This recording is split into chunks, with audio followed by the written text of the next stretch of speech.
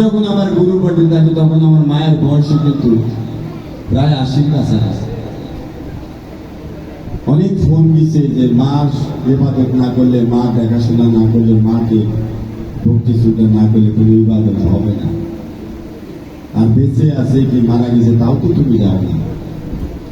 তখন আমি গুরুর দরবারে আরজি রেখেছিলাম, আমি যদি সত্যের পথের প্রতীক হয়ে থাকি, আমার গুরু যদি আল্লাহর ওলি হয়ে থাকে, আমি যতদিন পর্যন্ত মায়ের কাছে না যাব, আমার মা পৃথিবী ছেড়ে যাবে না।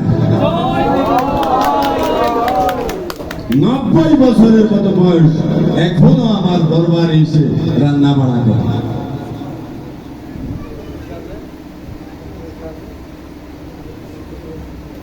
আজরাইলের কি ক্ষমতা?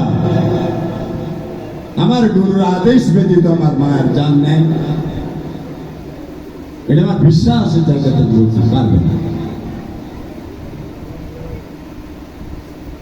তাই কয়েকদিন আগে আমার মার কাছে শুনলাম, কিছুদিন আগে আমার বাবা পৃথিবী থেকে যাওয়া 2 দিন আগে আমার মাকে বলে গেছে আমি আর 2 দিন আছি।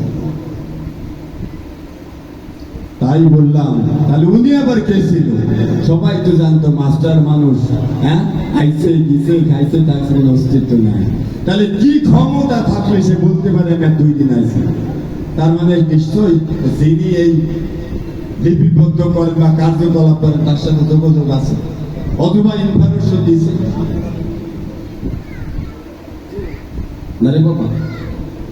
তুমি 2 দিন পরে এক জায়গায় যাবো, তুমি কথা না বলে বাইরে